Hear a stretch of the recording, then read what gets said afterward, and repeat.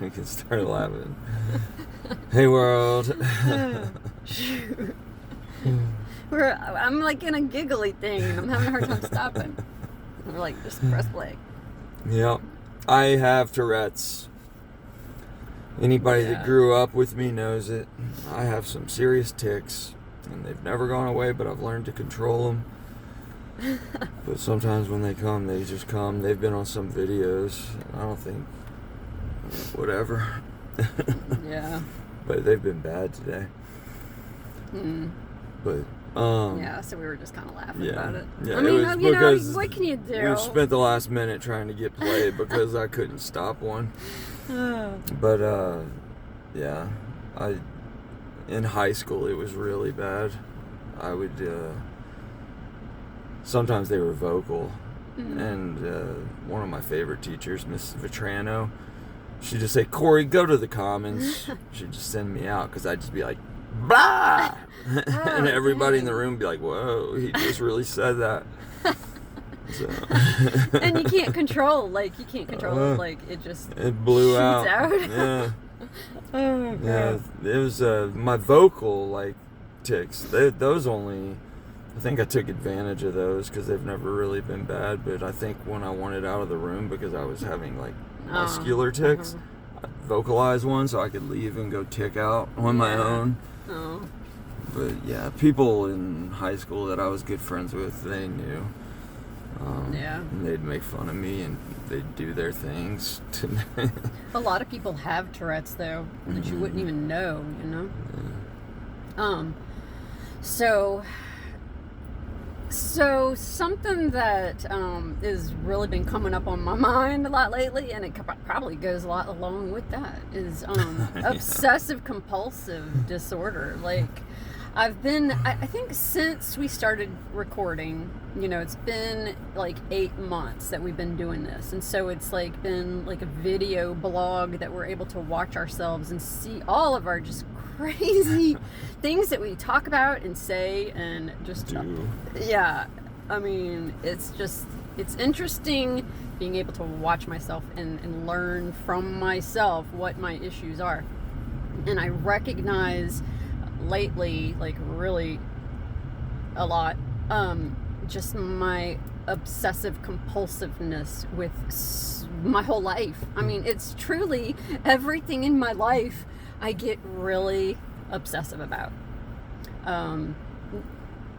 Just the way that I share about, like, even meditating, even the way that I'll eat, my diet, fasting.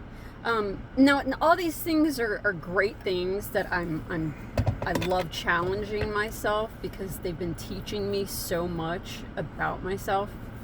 And it's just been great to learn these things, to incorporate them into my daily life, because there's so many beautiful benefits of fasting and of meditation and just all these things that we're doing. But at the same time, I have this obsessiveness about me of getting everything, like, perfect. That just, and because that's part of that obsessive compulsiveness, is the perfection of it, is doing it the best, doing it the most, doing it, to get the most out of it, and comparing myself to others, or comparing myself to,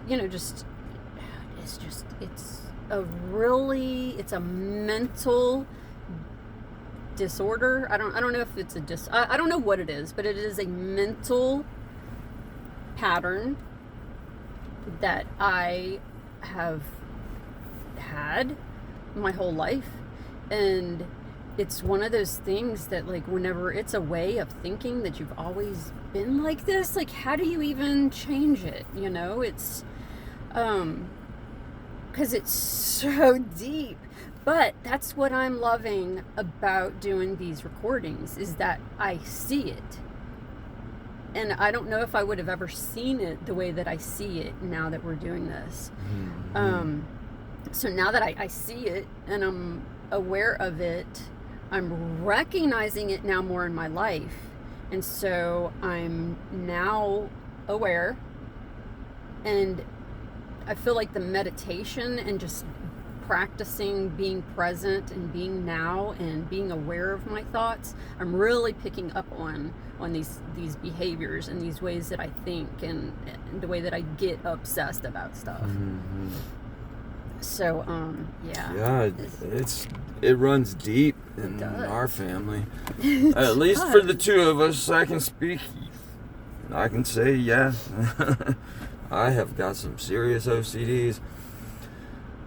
And, I mean, that was such a good deep breath. I just had a good deep breath. But, yeah, mine are, I go all out. I mean, that's for sure. Yeah, even watching videos, I'm very like, man, I look like I'm on something. It's like if I wasn't me, I'd be pretty sure that I'm loaded right now. But I mean, you know, anything I say, it just doesn't matter. You know, nothing to the people that are closest to me. There's nothing I can say or do to convince anybody of anything. They're gonna judge it for whatever it is, and it's that simple. It's black or white with me. He's either using or he's not if I'm behaving a certain way. And you know, my thing, this last month, I have done 10 jobs. Like in the last month, I've done enough work to probably keep 10 people busy, so-called busy. You know, I mean, a person doesn't, I think, I was listening to some like statistics on a person's average day, but an 8-hour day is like less than 3 hours of work for most people. You know, they go and most of the time they're not working. They're just kind of in between tasks and just going through the day. But when I work. I mean, I don't take lunch. I don't take dinner. I don't stop. I mean, I'll get a smoothie, and that's my break, is just being in the line to get my smoothie and go about my day. But you know, I work all day, and it's been 100 degrees plus here for the last few weeks. I think it was an all-time record last Sunday, 105 degrees without the heat factor. I mean, that's kind of warm.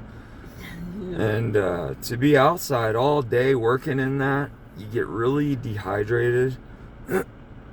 Like even right now, I can hear my voice. Like I need to take a drink, you know.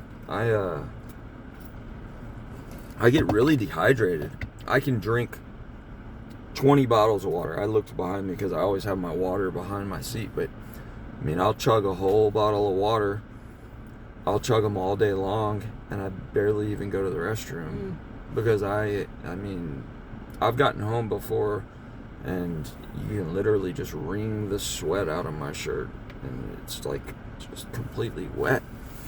So, work, a lot of my addictions have definitely, I need to be careful. I don't know if that's even, a lot of my OCDs have, a lot of my behaviors have become very obsessed with work. Yeah. And I'm working, I mean, right now I'm about to fly out to Minnesota because I just did a couple months worth of work in the last month, and it's time to put on a different hat and go do my other job, you know? So when it comes to OCD, like in school, if I had in college, in high school, I should have been a dropout. I mean, I never did anything in high school, but I mean, I think they try and push you through in Mandeville. Yeah. Or they did I in those days. like C's, D's, yeah. an F. Finished with like a 2-3. How did I get into college? I don't know. You know, I took my ACT one morning after I was like sitting at the video poker machine, and it was like 2 a.m, and I'm like, oh, I gotta be there tomorrow morning, Saturday morning at SLU to take this test. I took it one time, and miraculously, I got into a pretty good college, and when I got to college, I became OCD on school. Mm-hmm. Like, I became very obsessed with, like, I didn't want a 98A. I wanted 100%, and if there was better, I wanted 104%. And you didn't want me in your class because I was breaking the curve. But it wasn't easy for me. My OCD was, I spent my whole life in the library.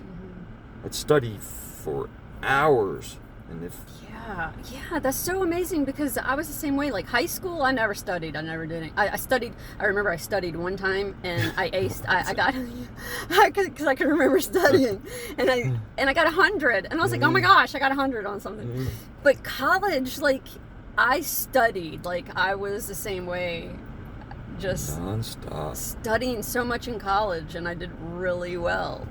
Yeah, it's like everything. I just like put so much into it. I'm so over focused on things.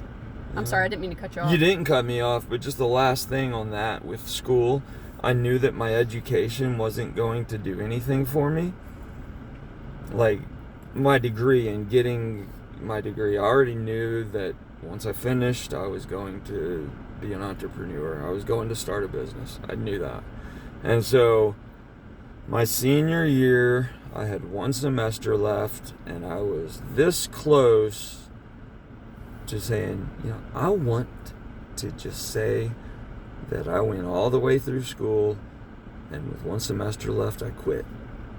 And I passed that by this buddy of mine. His name's Jimmy. And he said, listen, one thing my dad taught me in life is if you do something, you finish it. He said, it's not about anything. It's not about your degree. I get it. You're not going to use it. But it's about finishing what you start. And I'm so glad that I did. I'm just so glad that I finished. But, the OCD with school, when it came to math, I was a moron. I mean, when I got to college, I had to start with, like, beginner high school algebra. 100A. It wasn't even 101. This was like before, But I embraced it, and I put notes everywhere. I am a math genius. I am a math genius. And it took me all the way to advanced, like trigonometry and physics and chemistry. I mean, and in trigonometry, I literally finished with 104%. I would spend 3 hours in the lab and just study math until I just had it perfect. And I knew I had it perfect. And I could take the test, but if they gave me 3 hours to take the test, I could be done in 30 minutes, but I'd be there the whole time, just going over and over and over and over, just to make sure I had it. And I knew I had it right, but my OCD just couldn't stop. Yeah. And I blew people's curves. There just weren't curves in my classes. Yeah. And it has nothing to do with me trying to say I'm smart. I'm not. It's about yourself. It's my OCD. Right. I had to put a lot of work into doing it. And I'm like, what is this all about? What is driving this? Like, help us, people. Yeah, what does drive that? I mean, it's just like, it's so weird. And just recognizing it with myself, I'm just like, I don't want to live this way for the rest of my life. I've lived this way up until this point, and I'm very aware of it, and I'm recognizing these things about myself, which is like the first thing to truly changing it, is to be really aware of it, and watching ourselves is just really helping me to be aware of that. But if I keep it up, I'm gonna die. Right. Like working in that kind of heat at that pace. Yeah. It's just in there because there's really no need for it. I mean, there's not. And it's, and I've recognized it, and I've watched you over the last 2 weeks, and I've seen how it affects you. I've seen it's just changing from one addiction to another addiction. Mm-hmm. And that's, it's that obsessiveness, that compulsiveness that just drives us to put everything into just one thing. And I'm so grateful for the things that we are learning, with one another over these past 8 months, because it is really helping me to change. And really, I think, like, overcoming this, and I don't know if overcoming is the right word for it, allowing it to leave our lives, just learning new ways, and that's just going to leave. It's not like we're trying to fight to overcome, but it's just, I feel like it's something that will eventually leave us as we learn new ways of being. You know what I mean? Yeah. Because I feel like we fight so much. It's like, I'm gonna overcome this, I'm gonna do better, I'm gonna, I'm fighting it. And it's like, I don't really fight it, embrace a new way of being. Yeah. And so with meditating, for me, it's really helping me to live more in the present and be a lot more gentle with myself, and recognize, like, listening to myself, hearing myself talk about things that I'm doing or whatever, and hearing that I'm a little obsessive about that. Like with the food stuff, like with food, I can get really obsessive about it to a place where it's like not enjoyable for the people around me. I mean, truly, like my family might want to eat certain things. I'm like, well, I just, I'm not eating like that. So, which is okay. I mean, I'm not. It's a difficult one. We don't all have to eat the same. Right. You have your fried chicken, and I'll have my salad. Right. Yeah. Exactly. Yeah. I'm at peace with that. Like, I'm at complete peace with the food thing. I just recognize my obsessiveness. Yeah, but we were talking on the way over here. Like, I had those Reese's sticks I had bought a 4-pack that had 4 little sticks. I enjoyed it over like a 3-day period. 1 stick, and yesterday I ate 2 sticks. It's like I didn't feel bad about it. Yeah, and there's no reason to. No, but whenever I've got 100 wrappers behind my bed because that's a problem. Yeah. Definitely. There's just so much in this life. Anything that we like become so hyper focused with, and like that becomes like our God. It's like we have to do it perfectly, and it's moderation unhealthy. In all things. It's just really unhealthy, and I'm really learning, and I want balance in my life. And it's happening. Like, it's happening. That's the great thing about it, is it's not like an overnight thing. I mean, it's just not, because we've lived this way and thought this way and have been, just our whole lives. And so it's just learning. Were you at the conference where Elder Bednar spoke that Saturday night and people were able to ask questions? I don't remember. Somebody asked the question was, how do you find balance? Oh, yeah. And he explained, like, the person spinning the plates or doing something, and how, which one is the most important when you're balancing all these things. Which one is the most important? Well, it's the one that's slowing down and needs a little more attention. And he said, you never truly find, like, balance in life. It's a matter of just keeping everything moving in the right direction, making progress. And I, like you've mentioned, just being kind to myself, and accepting that I'm never going to be perfect, and being aware that if I didn't slow down and stop working the way that I've been working, it's not going to be good for me in the end. But that being said, I'm about to go do it. Well, you have an opportunity though to do it differently, you know.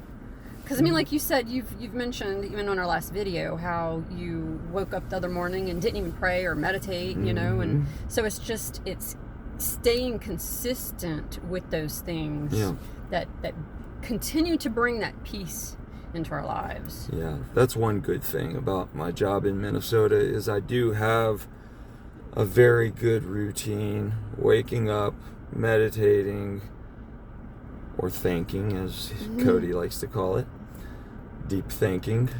And in the evenings, I go on a 15, 20-mile bike ride or something like that. I don't know. And I play Pokemon. Spend my Pokemon for the day. And I do my prayers. You know, I don't watch much, like,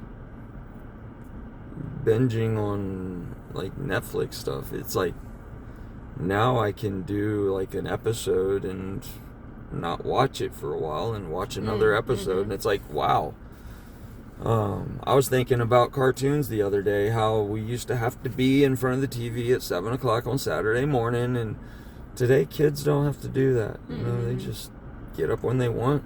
But I think just having that routine in our life is a good way to overcome that OCD.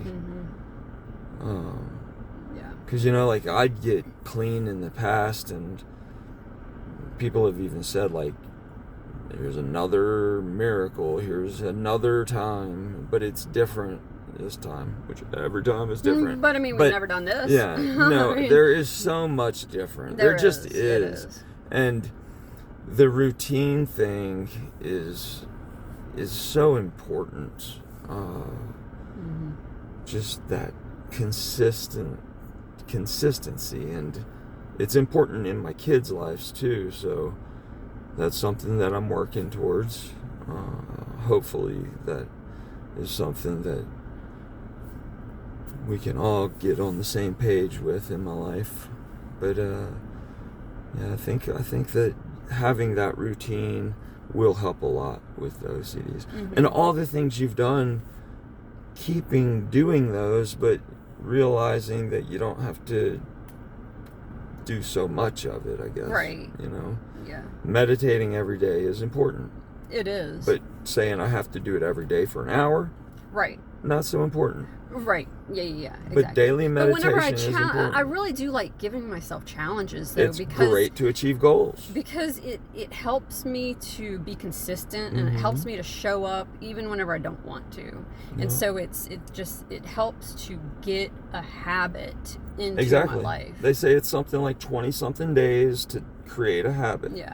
And so, I mean, like this morning I meditated, and like last month I would set my alarm on my phone, you know, so that I could make sure that I'm doing it for an hour. Whereas, you know, this morning I just did it until I was like, okay, I'm good. And then went on, you know, and so it was probably like 20 minutes or so. And so it's just not being so like strict. That's a thing, is like being so like strict and hard. Yeah. And if you're that way on yourself, it creates that on everybody around you. It does, absolutely. People can't stand being around you because you're just like this freaking OCD. Yeah. It's like, I don't want to be around that. And that's why I've always been so miserable around myself in the past. It's because I just had to have everything perfect. Just like with Tourette's. I have to get a certain tic perfect before I stop. And there's still one that I've been since we started, and we were laughing when we started this. It's still in here. Yeah. And it's probably going to take me going to the restroom at the airport and freaking whatever. I'm going to get it out. Anybody with Tourette's out there knows what I'm talking about. Yeah. You know, it's, and it is OCD. A lot of it is just having to have things perfect. Yeah. It's just not achievable. It's just such a control thing. Yeah. And I really do love that I'm not, it's not like a constant all the time. I'm obsessive compulsive, like consistent, like just all the time. But I just hear myself and I recognize just little ways that I continue to have this within me. Mm-hmm. But it is getting less and less, and I'm really grateful. Yeah. Watching ourselves definitely allows me to see so much. And I don't know if I watched our last one yet to the end. I watched some of it, but sometimes I really don't even like watching it because it's like No. the things I say and the way that I say certain words and the way I look. I've mentioned it before, like aging and hair stuff, and just judgmental stuff. I know. That I'm getting, so I'm getting better about it. Me too. When it comes to my body and the whole dysmorphia thing, I'm really getting past that. But at the same time, I'm probably healthier than I've ever been in my whole life. Me too. Like even when I was hardcore into like competing and stuff, which I only competed once, but I was really into the being prepared. Yeah, there's a video of me dancing around the yard in my underwear, a little Speedo thing. And all the kids were like, "Yo, there's Uncle Corey." But the diet thing, it was so just rigid. I mean, all tuna fish. Oh, but even more than that, like the sodium depleting to flush all the water out of my body so that I could reintroduce certain carbs so that your vascularity is maximized. It's all just very controlling. Most of you people that are standing on a stage flexing, they got some OCD stuff going on without a doubt, because you have to be. It becomes everything to you. It's your life. Yeah. So just being well-rounded. Yeah. And being patient with myself and not judging myself so much whenever I fall back in a habit. Yeah. And just continuing to move forward and progress. And get that out of my ears, what people say, and want to not only judge me but judge people I love. It's like, stop. Just stop with all that. Yeah. I really love just being aware of these things, and I also love the fact that I feel so much peace in my life and so much just grace. Our last one, talking about grace, just feeling the gentleness of this change, that it's not happening overnight, and that's okay. Like, it's totally okay. I'm perfect exactly how I am, with all my OCDs, with all of just everything.